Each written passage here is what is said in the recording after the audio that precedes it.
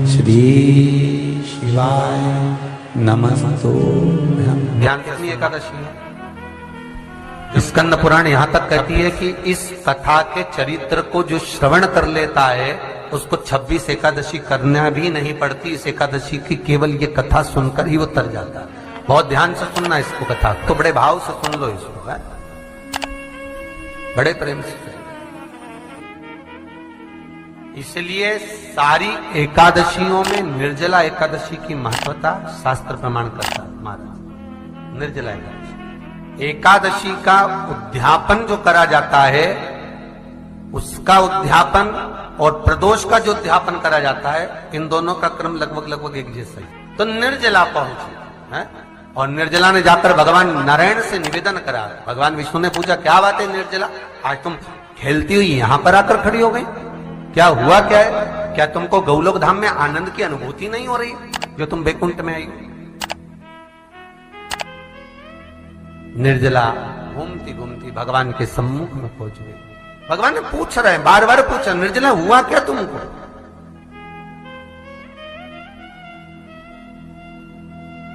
ए निर्जला, ए एकादशी, हुआ क्या है तुम? क्या कारण है तुम्हारे यहां आने का, बैकुंठ पहुंचने का? बहुत ध्यान देना महाराज। शास्त्र कहता है सोमवार, मंगलवार, बुधवार, गुरुवार, शुक्रवार, शनिवार, ये देवता वो देवता सबके व्रत कर लो, सारे व्रत कर लो, पर ये व्रत आपको परमात्मा के धाम तक लेकर नहीं जा सकते, क्योंकि इनका जो पुण्य है वो मृत्यु लोक में आप थोड़ा सा भी गलत करते हैं तो पुण्य समाप्त हो जाता है। पर हिंदू धर्म के 3 व्रत ऐसे बता दिए जिन व्रतों का पुण्य समाप्त नहीं हुआ।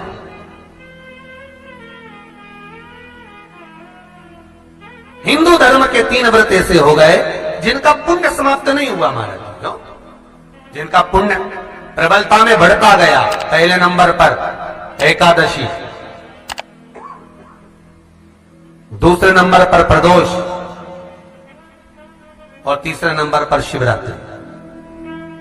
एकादशी भी 26 है तो प्रदोष भी जम के बोलते जाओ 26 है।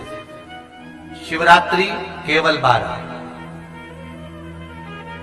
केवल 12, और अगर अधिक मास की पड़ जावे तो ये 13, पर अधिक की आय सो 13 है।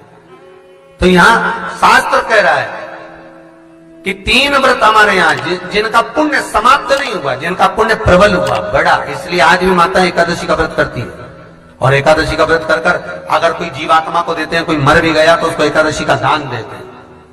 एकादशी का उसको दान दिया है। महाराज निर्जला खड़ी है, पूछा क्यों आई है, क्या कारण? निर्जला आई तब लक्ष्मी मैया उठकर निर्जला के करीब में गई। निर्जला बहुत सरल थी निर्जला। कहते हैं कामा एकादशी सबसे लंबी है। कौन सी एकादशी? कामा।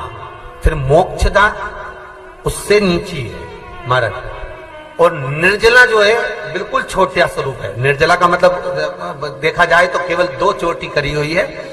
मस्तक पर भोर लगा हुआ है निर्जला के, माथे पर बिंदी लगी हुई है निर्जला के, सुंदर गले में तुलसी की मालाएं पहनी है निर्जला, हाथ में जो हाथ फूल जैसी माताएं पहले पहनती थी, आपको ध्यान में होगा, ऐसा बड़ा फूल होता था, अंगूठियां पड़ी होती थी, हाथ में ऐसा लगा रहता है। तो निर्जला हाथ फूल भी तुलसी के धारण करी। बड़ा सुंदर स्वरूप है माता निर्जला का महाराज। छोटी है तो माता लक्ष्मी उनके पास में गई और निर्जला से जाकर पूछा, निर्जला तेरे आने का कारण क्या है, तू बता। नारायण आपसे पूछ रहे हैं कि क्यों आई हो, किस लिए आई हो, क्या है तुम्हारे आने का कारण? निर्जला ने कहा, मेरी विनती केवल इतनी सी है मां कि मैं ये चाहती हूं कि मैं जीव के प्राण छूटने के बाद उसके प्राणों को जिस समय मैं लेकर जीवात्मा के प्राणों को परमात्मा तक भेजूं, बैकुंठ तक भेजूं, गौलोक धाम तक भेजूं, उस बीच में मुझे ले जाते समय कई नरक भी बीच में पड़ेंगे, कई स्थान ऐसे बैतरणी आदि का स्थान बीच में आएंगे तो वो स्थान में मुझे रोका ना जाना, मैं सीधे भगवान के धाम पहुंच जाऊं। ऐसी कृपा, ऐसी दया। जितनी भी माताएं एकादशी का व्रत करती, बहुत ध्यान से सुनना आज की कथा को। शायद जिंदगी में मिली ना मिली, पर ये कथा का रिश्ता तो बहुत ध्यान से सुनना। स्कंद पुराण यहां तक कहती है कि इस कथा के चरित्र को जो श्रवण कर लेता है उसको 26 एकादशी करना भी नहीं पड़ती। इस एकादशी की केवल ये कथा सुनकर ही वो तर जाता है। बहुत ध्यान से सुनना इसको, कथा को। सबसे पहला नियम एकादशी व्रत का, सबसे पहला नियम है कि आप जिस दिन व्रत करो उसके एक दिन पहले भक्ति का संचार इस हृदय में करो। भक्ति का संचार इस हृदय में कर लीजिए। जिस दिन आप व्रत करो, जैसे एकादशी का व्रत कर रहे हो तो दशमी के दिन शाम का समय जब आवे, रात्रि जब होने लगे, शाम का समय आवे और रात्रि का आप जब भोजन ग्रहण करो तो उस भोजन में कोई ऐसा पदार्थ ग्रहण मत करिए जिस पदार्थ के कारण आपकी एकादशी बिगड़ जाए। कोई बेकार भोजन में ग्रहण नहीं करना, श्रेष्ठ भोजन ग्रहण करिए दशमी। और एकादशी का दूसरा नियम बहुत ध्यान से सुनिएगा। जिस दिन आपकी एकादशी का व्रत हो उस दिन प्रयास करिएगा कि अपने हाथ से किसी भी वृक्ष की कोई पत्ती टूटे ना। अपने हाथ से किसी भी वृक्ष की, पौधे की, किसी भी वृक्ष की पत्ती अपने हाथ से ना टूटे। बहुत ध्यान दीजिएगा महाराज। एकादशी का ये दूसरा नियम है कि अपने हाथ से किसी पौधे की, किसी वृक्ष की, किसी डाली की कोई पत्ती टूटे ना, कोई पत्ती ना टूटे, इसका प्रयास करिए।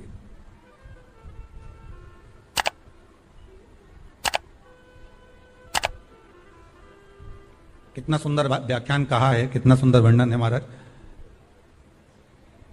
कि मात्र एकादशी का व्रत कर लेने पर, मात्र एकादशी का व्रत कर लेने पर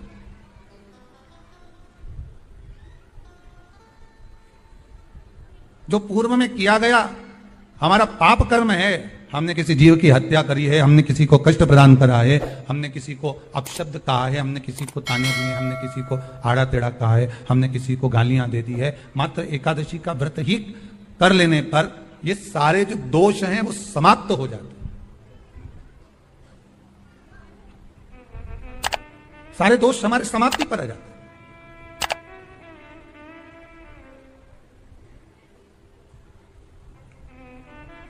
अब एक विचार करिएगा थोड़ा सा अपने मन में, अपने चित्त में, अपनी वृत्ति में एक बात उतारिएगा, एक अपने मन में एक बात को उतार कर रखिएगा कि आप अपने पाप को, अपने पाप कर्म को जिस दिन क्षीण करने वाले हो, समाप्त करने वाले हो, अपने पाप को आप जिस दिन समाप्ति पर लेकर जा रहे हो, तो उसके एक दिन पहले आपको प्रसन्नता होना चाहिए कि नहीं होना चाहिए कि कल मेरा पाप कटने वाला है, कल मेरा पाप समाप्त होने वाला है।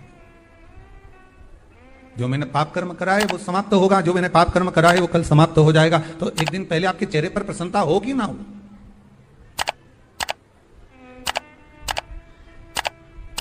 और चेहरे पर वो प्रसन्नता आपके आना चाहिए कि कल मेरा एकादशी का व्रत है, आज दशमी है, कल एकादशी का व्रत है, तो कल मेरी जब एकादशी का व्रत रहेगा तो मेरा ना जाने कितना कितना पाप, कितना असत्य, कितना कितना झूठ, कितना कितना प्रपंच वो समाप्त हो जाएगा। इसमें मुझे प्रसन्नता हो, इसमें मुझे आनंद था।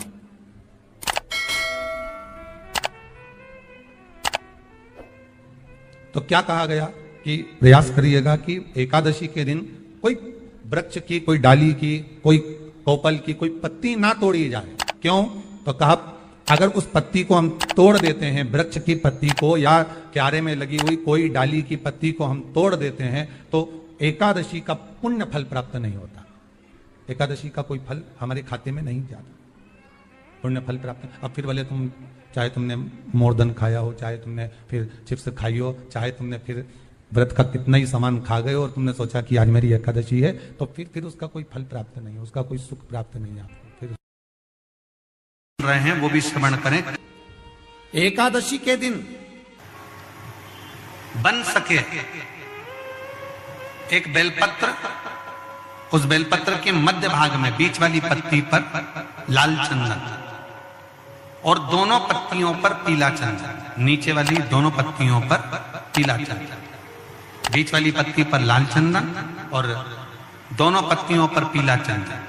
और इसी बेलपत्र के साथ में जो लाल चंदन वाला जो पत्ती है उस पर एक श्वेत पुष्प, सफेद फूल रखकर आप अपनी कामना कर जब आपको जल चढ़ाते चढ़ाते 3 महीना, 4 महीना, 5 महीना, 6 महीना आपके हो जाए और बाबा देवाधिदेव महादेव को जल चढ़ाते चढ़ाते समय बीत जाए, तब बाबा से अपने दिल की बात कहने के लिए लाल चंदन, सफेद पुष्प, पीला चंदन दोनों पत्तियों पर अपने हाथ में लेकर कामना कर अशोक सुंदरी वाली जगह पर जब हम उसको समर्पित कर, अशोक सुंदरी वाली जगह पर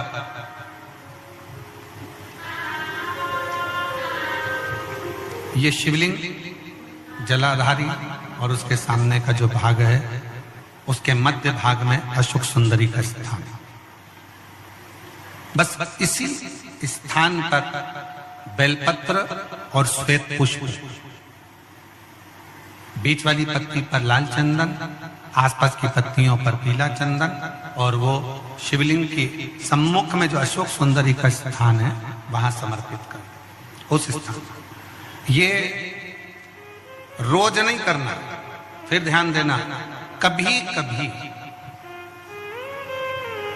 4-6 महीने निकल जाएं, 8 महीने निकल जाएं, 3 महीने निकल जाएं, 5 महीने निकल जाएं, उस स्थान, और ये हमने एक बार नहीं बताया, इसको पहले भी वर्णन कर सकते। एकादशी के दिन गंगा के जल में मात्र 7 बेलपत्री डालकर जो नंदीश्वर भगवान अर्थात जो शंकर जी के शिवलिंग के सामने नंदी होता है, उस नंदी के चरण पर गंगा का जल चढ़ाकर बेलपत्री शिव पर समर्पित कर देता है, उसके घर में रुपया रुकना चालू हो जाता है, फिर वो गलत जगह पर नहीं जाता, गलत स्थान पर वो धन जाएगा ही नहीं। बेटा अगर व्यसन में पड़ा हुआ है, मदिरा पान में पड़ा हुआ है, मांसाहार में, जुए आदि में जा रहा है, तुम्हें लग रहा है कि मेरा बेटा गलत मार्ग पर जा रहा है, ये मित्र दोस्ती गलत हो रही है, वो सही जगह पर आ जाए तो हो रही है। 30,000 रुपये महीना, 40,000 रुपये महीना कमा कर लेकर भी आ रहा है, कमाई तो आपकी हो रही है। 30-40 हजार रुपये महीना आप कमा रहे हो, 50,000 रुपये महीना, 1 लाख, 2 लाख, 4 लाख रुपए आप कमा भी रहे हो, पर आया और चला गया, उसका क्या करोगे?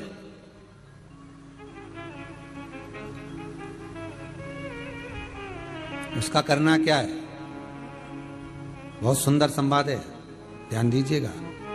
जिसके घर में कमाने वाले 2-4 हैं, पैसा तो आ रहा है पर घर में टिक नहीं रहा, डॉक्टर में, पुलिस में, एक्सीडेंट आदि में, कहीं गलत जगह पर व्यसन में अगर पैसा जा रहा है, जुए में, मांसाहार, मदिरा पान, या कहीं आया पैसा, पैसा आने में कमी नहीं, आ रहा है पर टिक नहीं रहा, रुक नहीं रहा, कोई मांगने आ गया, दे दिया, फिर वहां से अपने पास नहीं आ रहा, अपन कह रहे भैया हमारा पैसा लौटा दो, नहीं आ रहा।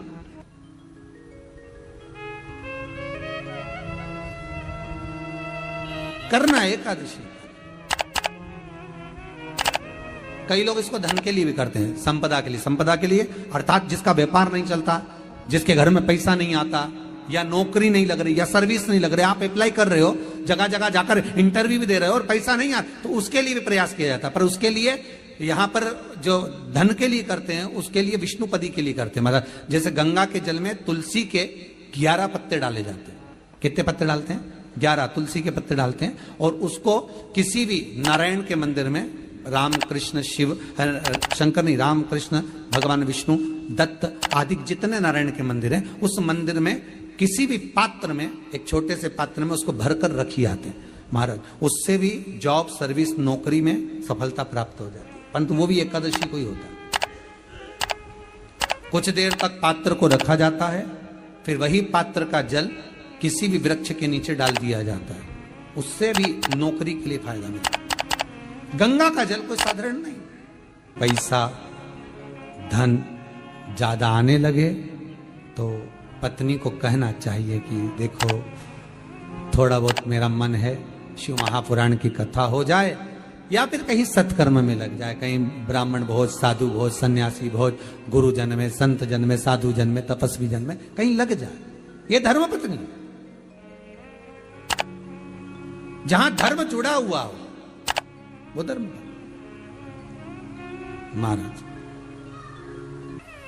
कुछ तिथियां होती हैं जिन तिथियों में अगर आप रोज गंगा का जल शंकर को नहीं चढ़ा सकते तो शिव महापुराण कथा कहती है, स्कंद पुराण कहती है, विष्णु पुराण कहती है, गर्ग संहिता कहती है, गीता पुरुष गोरखपुर का कल्याण का गंगा अंक कहता है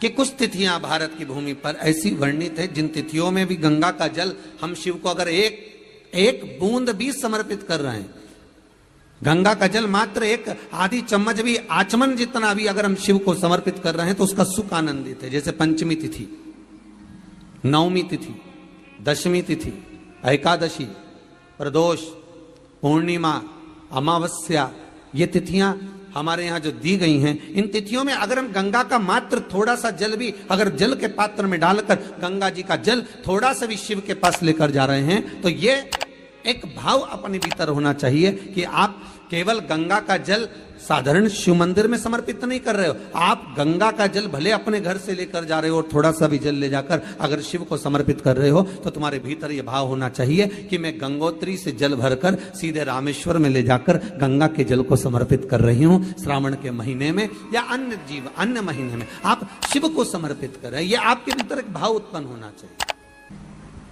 एक बात आपको कही थी गुरु महिमा में कि घर से जब निकला करो ना तो भगवान देव अधिदेव महादेव का नाम लेकर श्री शिवाय नमस्तुभ्यम।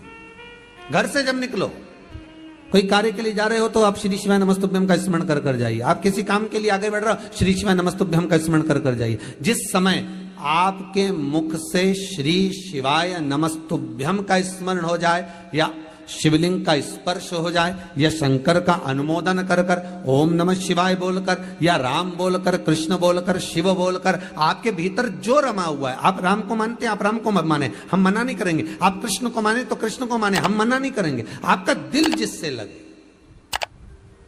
आपका चित्त वृत्ति जिससे लगे, और उस पवित्र भूमि में ना जाने कितने साधक, कितने साधु, कितने तपस्वी, कितने संत, कितने महात्मा, कितने जोगी, कितने सन्यासी, कितने ब्राह्मण जन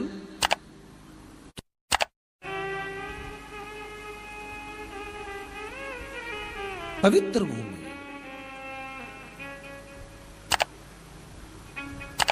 और उस पवित्र भूमि में ना जाने कितने साधक, कितने साधु, कितने तपस्वी, कितने संत, कितने महात्मा, कितने जोगी, कितने सन्यासी, कितने ब्राह्मण जन, कितने विद्वत जन इस भारत की भूमि पर भ्रमण करते रहते हैं, तप साधना करते रहते हैं, उपासना करते रहते हैं, मंत्र जाप स्मरण